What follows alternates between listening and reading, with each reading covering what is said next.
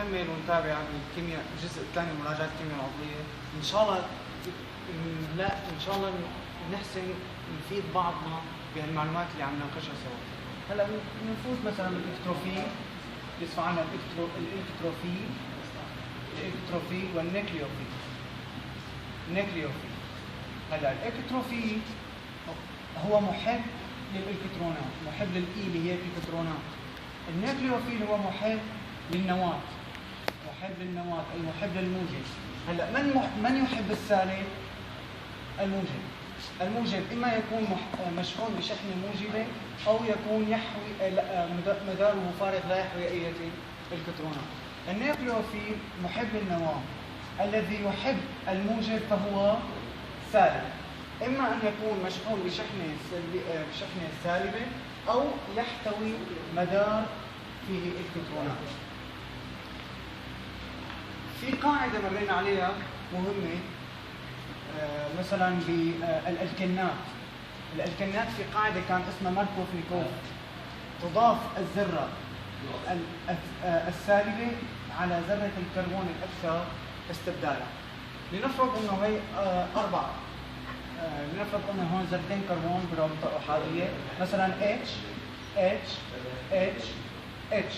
هون ما في استبدال بذرة الكربون، صار عندنا صار أحادي الاستبدال. هي ذرة الكربون صار المركب اللي نفرض انه الالكين صار أحادي الاستبدال.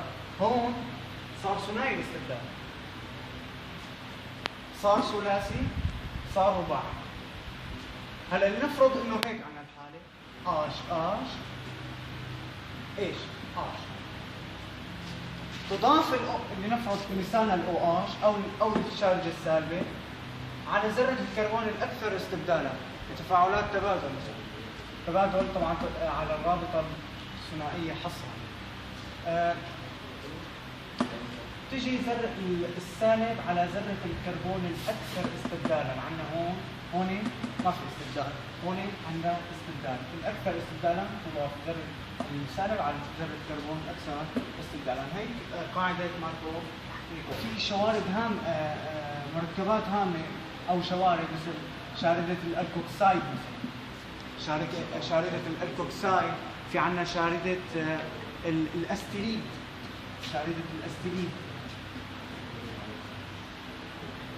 في عندنا شاردة الأستيريد.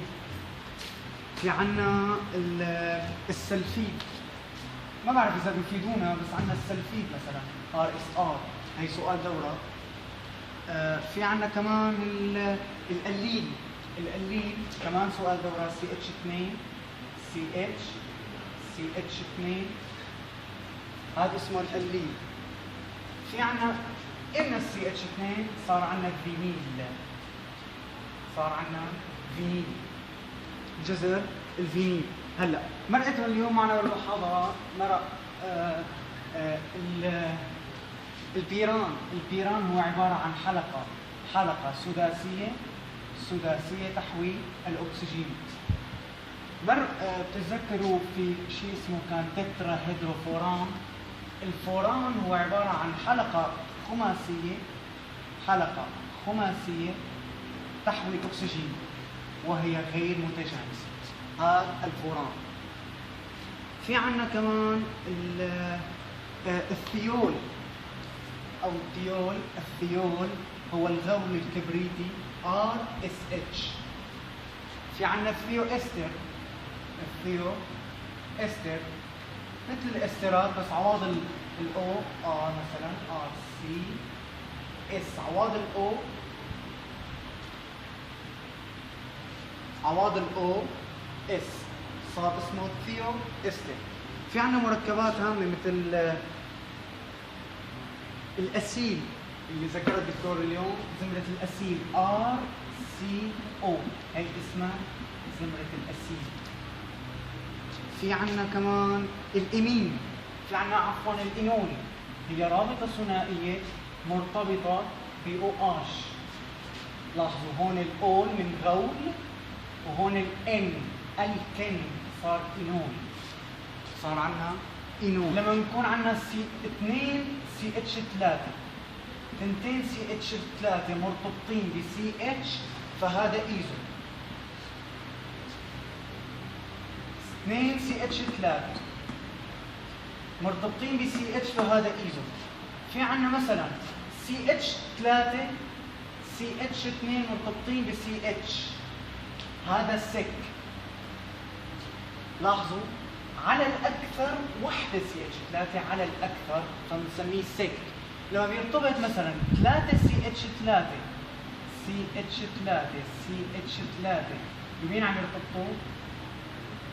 بسي. عم يرتبطوا بسي. هذا اسمه تيرسيوبوتيل. ثلاثي البوتيل. 3 زمر CH متصلة بسي اسمه تيرسيو. هلا في عنا كمان شيء رابع النيو ما حنتطرق له اظن بالكيمياء العضويه 2 بس مشان ما نخربط بينه وبين الترسيو. النيو فقط بالبنتان وبالهكسان بيكون بهالحاله CH3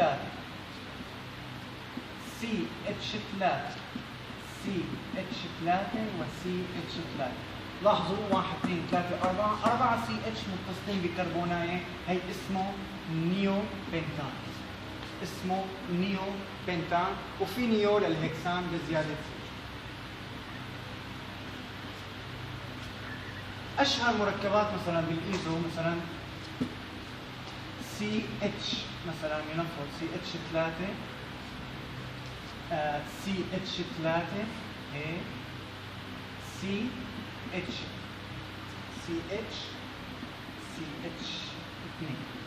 هذا بنسميه. لاحظوا 2 CH3 مرتبطين ب CH هذا شو بنسميه؟ هذا بنسميه ايزو 1 2 3 4 ايزو بوتيل. هذا كمثال مشان منطق. هلا مشان التسميات مثلا عندنا حسب الايوباك عندنا سلسله معينه فيها اكثر من زمره وظيفيه. مثلا الزمره الحمضيه والزمره البوليه لنفرض.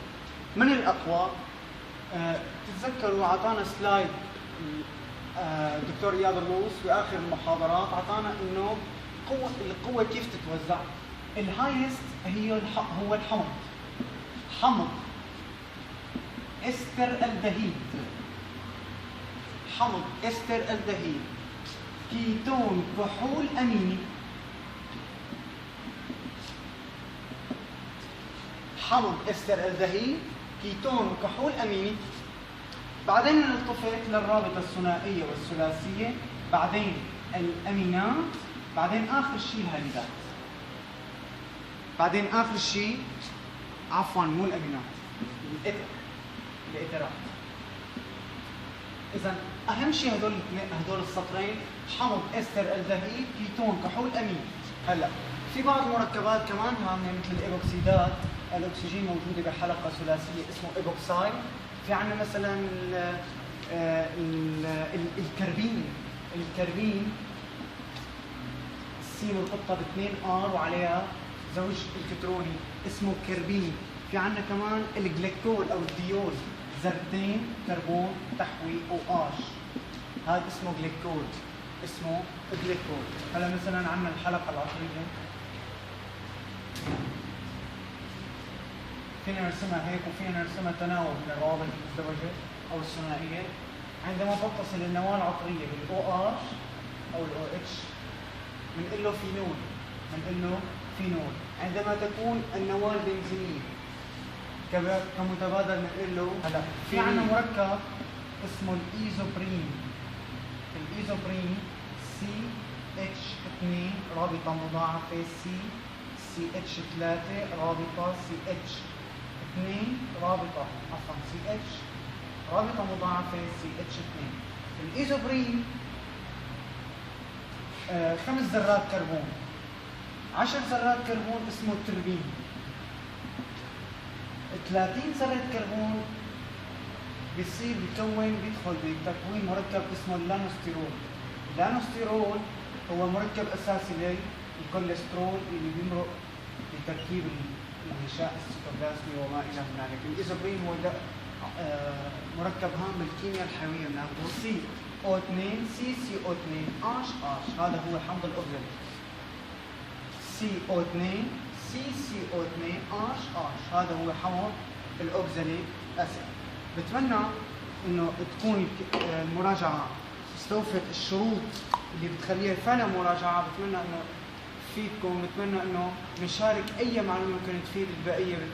بتمنى إنه أي ملاحظة أنا مستعد إني أتقبلها. أي حدا بيحب إنه يقدم، هاي الفكرة كانت عبارة عن فكرة طالب طورت إنه تكون فيديو بسيط لحتى إنه نشارككم المعلومة اللي كنا نشاركها بضع طلاب. بتمنى إنه يكون بتمنى إنه نحقق استفادة. بتمنى إنه نطور هالفكرة، نشتغل عليها أكثر. في طلاب تحضر في طلاب السمع عندها أقوى من البصر، مجرد ما إنه تسمع ترسخ المحاضرة عندها. في طلاب بتحب إنه تسمع المحاضرة قبل ما تدرس. بتمنى إنه هي الفكرة تنال الإعجاب، وشكرا لكم، شكرا لانتباهكم، شكرا كثير. Until you stop breathing, till you stop bleeding, until your heart stops kick drum beating. When it's hard times, when it's long days, and the enemy is right up in your face. When your back's against the ropes and you're feeling all alone, keep fighting.